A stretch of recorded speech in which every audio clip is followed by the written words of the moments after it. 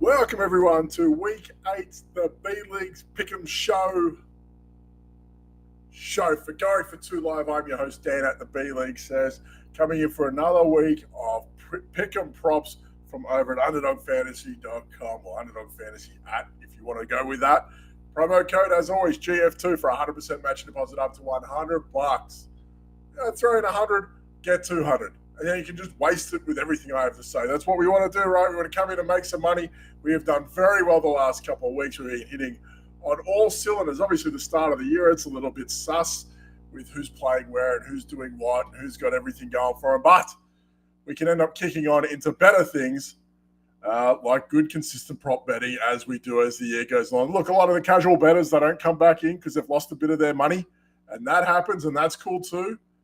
So a lot of those bets don't swing as much as you think they would on a regular basis, which is great news for us. We're this deep into the season.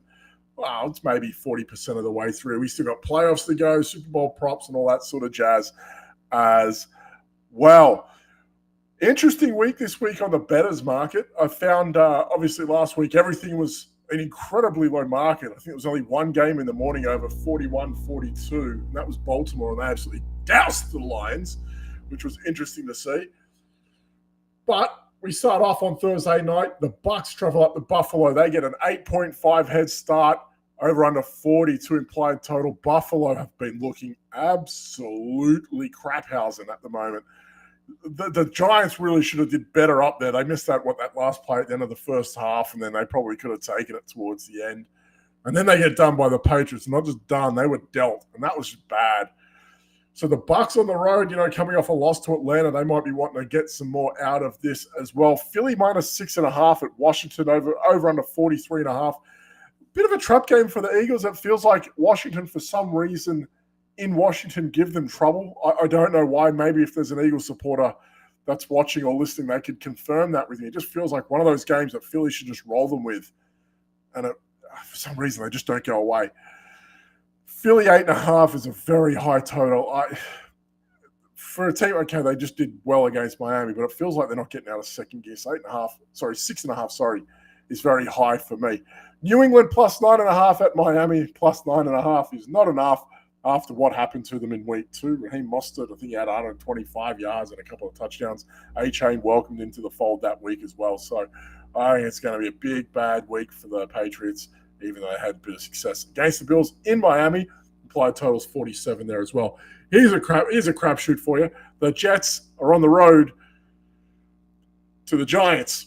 Over under implied total is 36.5. So there's absolutely zero faith, which kind of leads me to believe that Tyrod Taylor looks like he's going to be the guy under center again.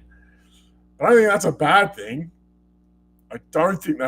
I haven't heard anything from the Giants side of things about Jones or Taylor. At this point, you look better against Buffalo and Washington with Taylor than you did Jones. Ride the hot hand. That's what you got to do. Hot hand. They won one. They scored 14 points twice. Not really a hot hand, but it doesn't matter. It's semantics. Rams plus 6.5 at Dallas. Over under 45. Interesting game. The Rams have this hot and cold feel to them. They probably should have did better against the Steelers at home last week. Really had no answer for them. Kind of surprising as well. Jacksonville minus 2 on the road to Pittsburgh, over under 42. Pittsburgh, again, a away win at the Rams. They might be feeling a little high, and they're home underdogs against Jacksonville, who are, 4 in a row? Interesting stuff there. Minnesota minus 1 at Green Bay, implied total 43.5. I can see why. They just put the 49ers through the works. Green Bay looking a little shaky at the moment. But look, talking a bit of teething period there for Jordan Love, a bit of a learning curve. Christian Watson out again, it looks like, as well. So it's a shame for him. But look, that's a young team. You're looking at the most experienced receiver is what? Romeo Doubs. That's kind of wild when you think about it. So, they're going to get better as the year goes on. Houston minus 3 at Carolina. So an away favorite for Houston at Carolina. It's Young versus Stroud. I like the idea of this. Implied total 43.5. I kind of like Houston at the moment. They're doing quite well. I feel like this is going to be a big game, a rebound game for Dameon Pierce for those who are playing DFS, playing along. He's had a bit of a rough few weeks. Atlanta minus 2.5 at Tennessee, 36.5. Still no word on Ryan Tannehill. I think it's going to be Malik Willis and a mix of Will Levis. That's what it sounds like from Mike Vrabel. If that's the case, Atlanta, I mean, with what happened with Bijan Robinson, if he's feeling a bit better, I don't think it's going to be a problem. And we can kick over into New Orleans, plus 1.5 at Indianapolis, over under 43.5. So Indianapolis, home favorite against the Saints. I don't think we would have thought that. So maybe with Richardson, you don't know how that went. Kamara, what do you have, like 12, 13 targets last week? That was kind of wild. Chris Olave speeding away to 15 targets, didn't do much with them, got lost, ran the wrong route, got booked by the cops. Unbelievable effort from him, to be fair, in a span of a few days. Look, I mean, Michael Pittman had a few things to say about that, didn't he? Didn't think he figured into the team's plans. Oh, a little suki la la there, Michael Pittman. Oh, only had 2 targets. Try being a Giants receiver. You get like 1 target every other week. Greedy fuck. Either way, we're going to hit over into our game picks. This week's game I chose. Oh, there we go, Jamie. What's up, brother? Hope you're doing well. Those Browns have just named PJ Walker at the start of this week. Deshaun Watson's going to take another day or 2 off. He needs a bit of a rub, I think. And he probably could use some work on his shoulder too. Anyway, we're going to kick on into that Buffalo game. They get Tampa at home. I can't wait to see what this is. It's two teams really. They Tampa really, like, they're doing better than what I think anyone expected. I feel like they're, of all the teams in the South, I mean, if you had to ask anyone at the start of the year, you'd probably say Derek Carr being the best quarterback in that division. I don't know if that says much. And the team that he had around him. And you kind of got to sit there going, well, Tampa probably got an all-round better team at this point. And they get to go up to Buffalo in a short week, who have had, this is going to be their 3rd game in 10 days. They had the Giants primetime Sunday night. And again this week, and now they've got the short game. So 3 games in 10 days for the Bills, and they have not been looking good at all. So we're going to go to Old Faithful. Josh Allen, pick number 1. We get the booster for some reason, 1.5x on his rushing, receiving touchdowns. I'm taking that all day to the bank. Listen, when you are desperate, you're going to put the team on your back. You're going to carry him over the line, and it feels like Josh Allen hasn't really been doing that lately. I mean, even against the Giants, it didn't really feel like he didn't really do much, did he? So, he's got to start to wake the frig up a bit and get going. So, if you're gonna just beat the hapless Giants and the terrible Patriots, there's got to be something that he has to do to wake up and get moving. I feel like that's something he's going to do this week. I don't think it's going to be a pretty game. Obviously, the Bucs, their run defense has always been one of the elite run defenses or rush defenses in the NFL. So to go, hey, he's going to have a scoring touchdown, I feel like a lot of people aren't really on that either. But they have conceded 3 rushing touchdowns this year across across 6 games. They've had the bye week in there too. So that's tied for the 2nd most in the season. Allen himself has 4 rushing touchdowns in his last 5 games. So he's been doing it still, even though the Bills kind of have not. Pick number 2, I feel like, I hate the term chalk. It's the chalk play. I fucking hate the chalk play. I don't even like chalk. I'm not putting it on that board. We do everything digitally. We don't need to do that. Pick number 2 is going to be Dalton Kincaid, higher than 37.5 receiving yards. Look, no knocks due to injury. And we have gone over his home road splits before. Prior to this week, obviously he was on the road last week in New England. He was nearly going at 2-to-1 yards at home to the ones on the road. So he was really a home field play. And here he is, punched 7 receptions for 70 yards last week. He looked pretty good. The Bills outside Diggs, they need playmakers now. Like, they need people to step up. Look, it's not going to be Khalil Shakir had a career game last week for 35 yards. Like, that's not the way it's going to be. Diggs is doing what Diggs does. He's still pretty damn special. Gabe Davis, he went, 1 for 10 last week? He really didn't do anything. James Cook had a good game last week, but it's not really enough, and you can't be asking that of him. Of course, it comes at a time when Damian Harris gets hurt. So the time's now for Kincaid to earn his keep and show why he was worth that draft capital. Bucks are middle of the pack versus tight ends, and, what's worrying out of all this, and I feel like this prop option is going to come up tomorrow, something for everybody to have a look at. Still yet to concede a touchdown to the position, which is kind of wild through 6-7 games that they haven't had a tight end score on them. So that's pretty damn cool to know about as well. 37.5 receiving yards isn't the end of the day. And it was also the first week last week for Dalton Kincaid to have a 37.5 or over 37.5 receiving yards since week 2. So it's been a while since he actually did anything of significance. So something to take note of there. Pick number 3 in this game, we're going to go Rachaad White, higher than half a rushing receiving touchdown. We're taking that 1.5x boost. Normally not the guy over here that says go higher, go higher, go higher. That's normally not me, but we are in this game. Rashad White, I don't know why I'm on this. Actually, I'm going to tell you, he's been on an absolute touchdown drought this year. To be honest, he's been hyper unreliable starting him in weekly or dynasty or daily fantasy. He's been brutal, all right, for at least rushing yards. It's not been happening. If you get anything out of him, it's going to be receptions and receiving yards. He's tallied about 100 receiving yards across 3 games over the past 3 games. 100 receiving yards, not too bad. Seems kind of crazy because it's near parallel to what his rush yards look like. No one wants to know that. It's just kind of scattered all about. So, tough matchup against the Falcons last week. Mayfield was able to push the ball downfield enough. I think he still finished with like 270, 280 yards, Mayfield. You wouldn't believe it because they couldn't convert. It is what it is in that regard. It happens. It happens to everyone every now and again. So, they just weren't capitalizing in on it. And if they're going to be able to push the ball downfield, like Tyrod Taylor had 200 on the Bills. They got to the goal line sufficiently enough. Like, it could be something that we look at and go, well, it's not out of the realm this time. End of the short week, same injury to Mayfield's hand, still kind of lingering about. He seems okay. There's a chance they'll simplify the game plan, add more White in the mix. That's what we want to do. The Bills do, however, give it up on the ground occasionally. They've allowed 5 running back touchdowns this year, tied for the 6th most in the NFL. So it's something to take note of. They do allow the odd running back rushing touchdown. If it hasn't happened for Rashad White this week, time to go start finding Sean Tucker off the waivers, I think.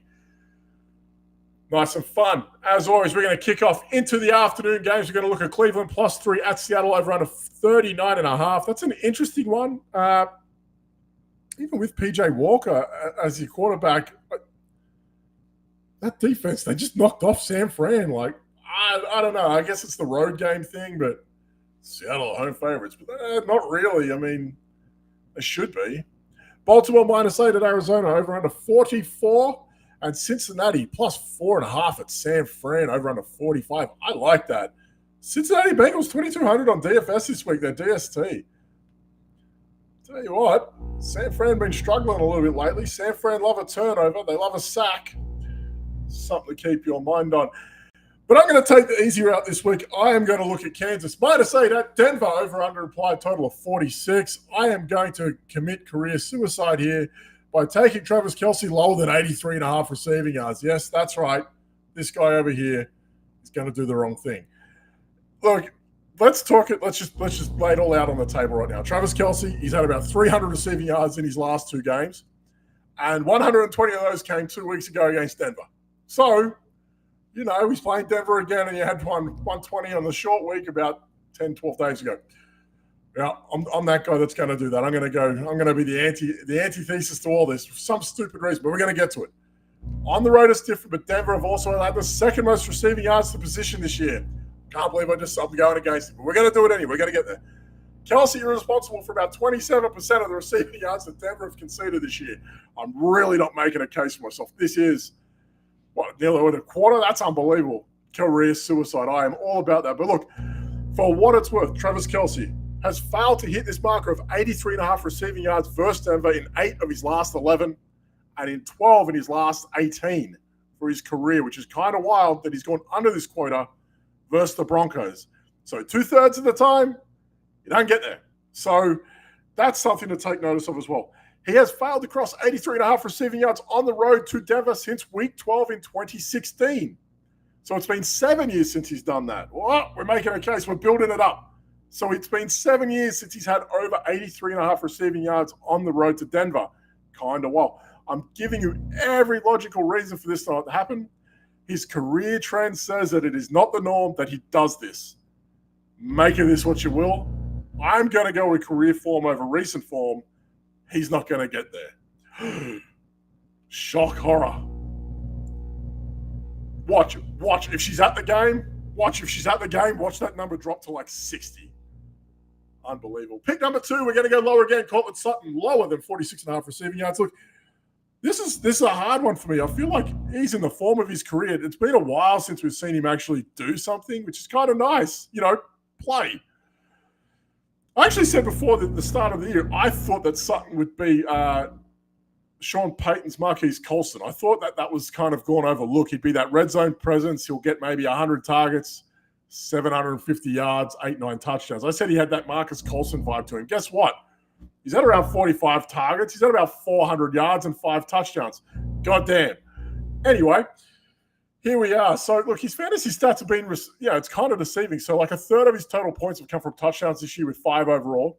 So, which is one behind his career best of 6. So, he's already making a mark of career best. He's had 6 touchdowns. His career best was in year 2 of his professional football career. So, it's been a minute since he's done this. So, something to keep an eye on. Sutton's filed across 46 yards in 4 out of 7 this year. And one of those games was 2 weeks ago versus Kansas. It was also that weird day where the news about Jerry Jeudy maybe getting traded and that whole Steve Smith crap happened on TV and everyone friggin' bonkers. Like, on that day also, Russell Wilson threw for less than 100 passing yards. So I'm not saying that that's going to happen again. Look, he had half of his passing yards in one game and he only got to 45. Like, that's not good in a game where they kind of got desperate and sloppy. So I'm not saying, look, the Chiefs, look, the middle of the pack in passing defense versus wide receivers, they allow around 140 a game. Sutton's going to figure, and I understand that, but the marker I feel like is going to be a little bit lower this week. I also feel like this marker, you hit Sunday, that marker is going to float up a little bit. I have a gut feeling this is coming up, so maybe sit tight on this one. If it starts to sink lower, hey, by all means, if it gets to that 42, 40 mark, I get why you might go higher on that. But at this moment, I feel like we're going under. Pick number 3. I feel really sketchy on this one, but pick number 3, we're going Isaiah Pacheco higher than 65.5 rushing yards, which really seems logical, like we should be doing that. You know, what was meant to be his breakout game 2 weeks ago versus Denver at Arrowhead. Obviously, they got absolutely smashed by the Jets that weekend as well. It was at Breece Hall for 170 yards or something stupid. Pacheco did what he just normally does. He did his normal output. That's that Joe Mixon range of 15 touches for 55 yards. Like, great. Like, you're a good NFL running back, buddy. Congratulations. You're good. We were hoping for more on the better side of things, but it is what it is. So it's hard to gauge the games he should be going off on because his role doesn't always change that much. It was a short week. Maybe things were a little bit different. Things were a bit odd. Maybe. So I'm hoping Denver's going to be a little bit more competitive this time about. 65 yards is on the money for him. So it's going to be tight. It's not going to feel comfortable, but I feel like he's going to be able to get there. No one has allowed more yards on the ground to the running back this year. So over 1,000 already through 7 games. Denver are that bad that they've allowed 150 more rushing yards this year than the next team, which is the Giants, at about 850. So they're going at about 150 yards more this year. It's kind of wild that's 20 to 30 yards more per game than anyone else. It's kind of terrible. So we're hoping Pacheco can capitalize on that. He didn't score versus the Broncos last time out, but they also have allowed 8 touchdowns in. Something to keep your eye on as we go. Did I get that trade done with Sutton and Pierce? Yeah, I did. I did actually do that. So for those who are playing along, I had a midweek trade I woke up to a trade, which is really nice, but it's a nice trade. It was Cortland Sutton and a third for Damian Pierce and a fourth. Obviously, Damian Pierce not doing too well this year. He's been a little bit quiet. Has a very nice matchup versus Carolina this week, though. So hoping he can kind of get his foot in the dirt and get moving. He had a rough start to the year.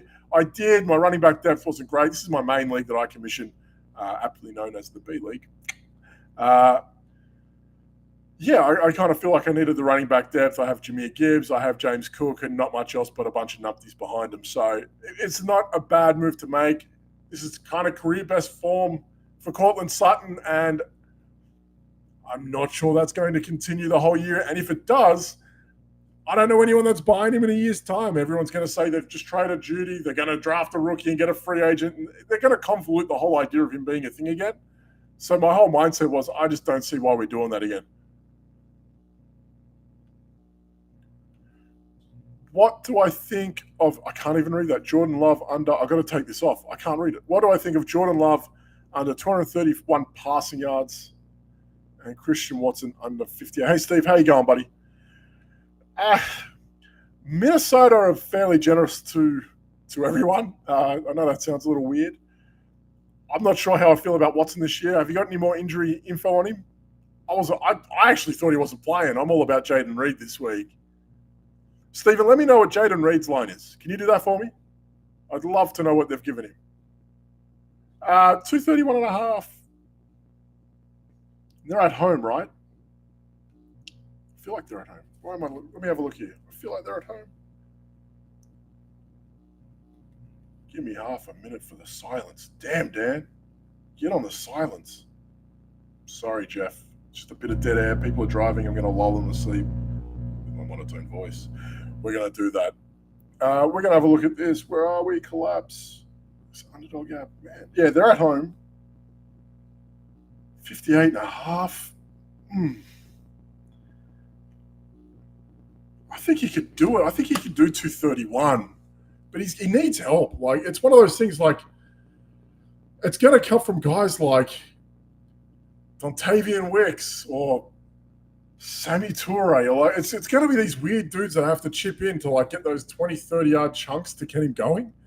Musgrave needs to do something else. Like, you'd feel a little bit more comfortable with it if like Aaron Jones was doing more, and he's not. It's kind of one of those weird things where that market seems a little high. At this moment,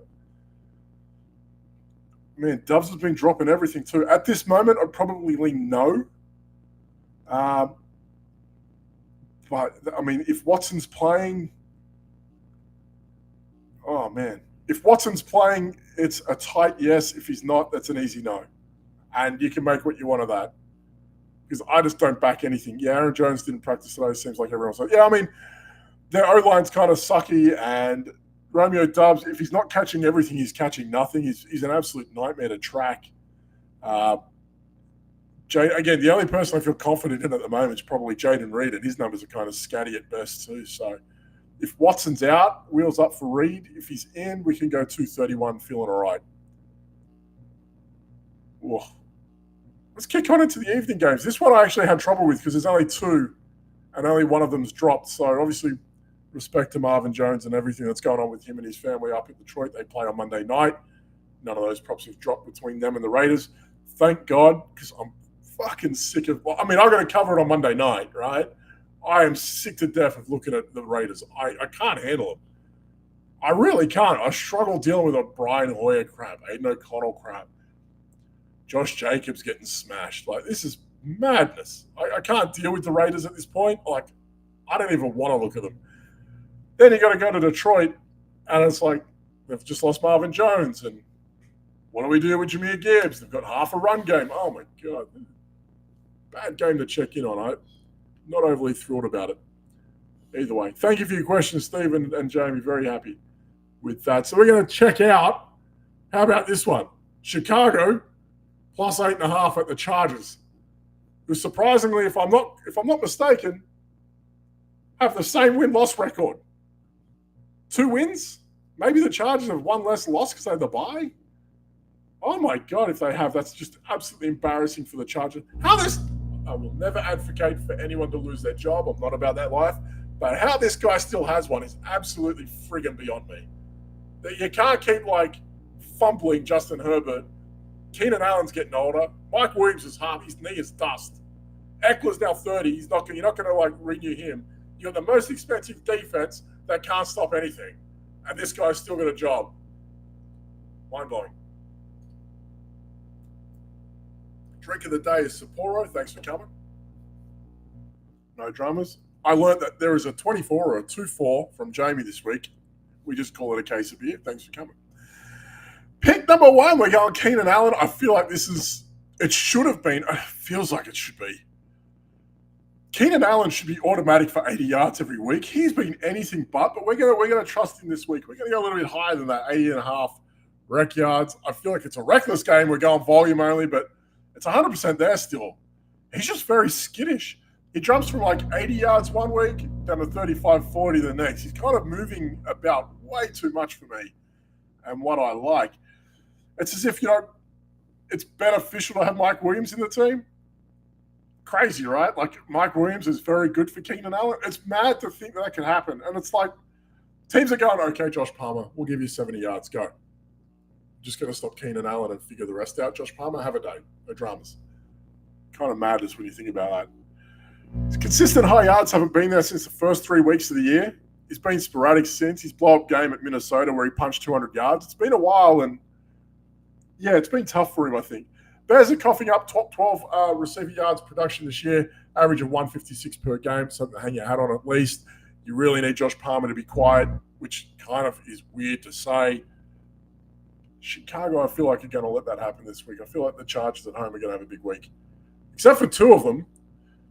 Justin Herbert lower than 275.5 passing yards. 34 pass attempts at the quota for Herbert this year. When he has passed 34 pass attempts, he goes over 260. I'm worried about Herbert this week to a point where I think the Chargers have to abandon the run. Spadudio. I'll get to that next. We're going to talk about Austin Eckler next. But look, the Bears are giving up just about what we want. That's about 36 pass attempts a game, about 270 passing yards on average a game as well. So it's ballpark for Herbert, and all he needs is that one big one. Hey, maybe Quentin Johnson does something, takes it to the house. Good one. That's where he sits right now. It's kind of awkward for him because we're used to seeing him have these massive weeks and he isn't, and it's kind of shambolic. Thank you very much, Kellen Moore. You dickhead. It is what it is. Look, what I have got is the concern about those home road splits. They're significant. He's got about 346 more passing yards on the road this year. Wild. No one's thinking about that. So average of about 207 in LA. That's going on. So that's a bit of a problem, but I can see him breaking out of that. Primetime matchup at home. Bright to light. He's going to dance quite well.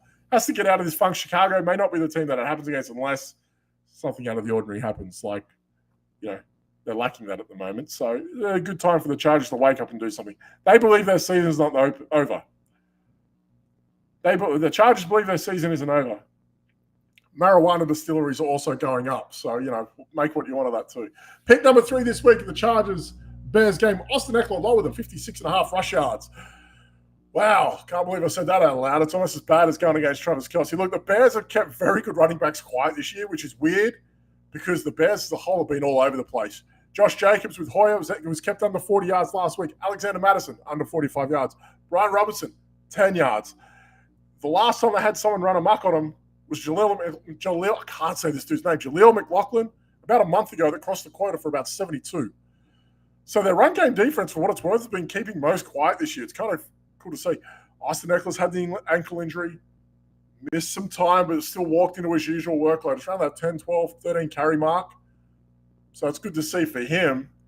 He's also been kept under 45 yards in 2 of those 3 games this year. So, plays week 1, has the ankle injury, disappears, comes back, same workload, not crossing that quota. His best game of the year, I think it was over 100 yards, week 1 versus Miami at home. So we're not really seeing this Austin Eckler, this explosive guy that we're used to. And he's now coming up against a running defense. Kept guys like Josh Jacobs quiet. Brian Robinson, who's had a pretty good year, quiet. So it's kind of something that I'm not overly interested in at all. So he's not gone close to this quota. We have a higher quota than what's normally given, and a team that doesn't really allow it. So for me today, this is a trap. I don't feel like this is an Austin Eckler game. Maybe in the receiving game, I feel like that's going to be something that he can exploit.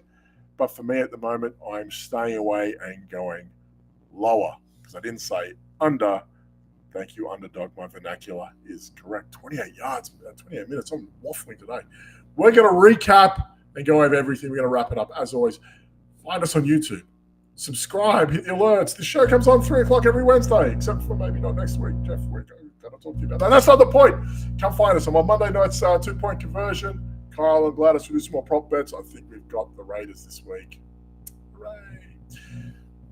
DFS shows on Friday night. Cheat sheets on Thursday nights. Armchair shows on tonight. 2-point conversion was 2-point conversion. Speak on it was having one last night. If anyone hasn't heard that, they were absolutely on one. Absolutely mind-blowing. So all that good stuff. Sunday morning with Gladys. Get around it. Do all that.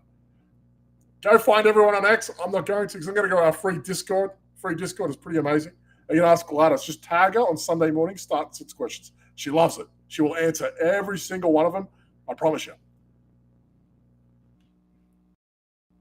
Swear to God. As always, go to underdogfantasy.com or underdogfantasy. Use promo code GF2, 100% matching deposit up to $100. We're going to wrap up these props one more time. I and Dan at the B-League says we're kicking off with Buffalo at home to Tampa. Josh Allen higher than a half a rush receiving touchdown. You get that 1.5x bonus boost. Get on it.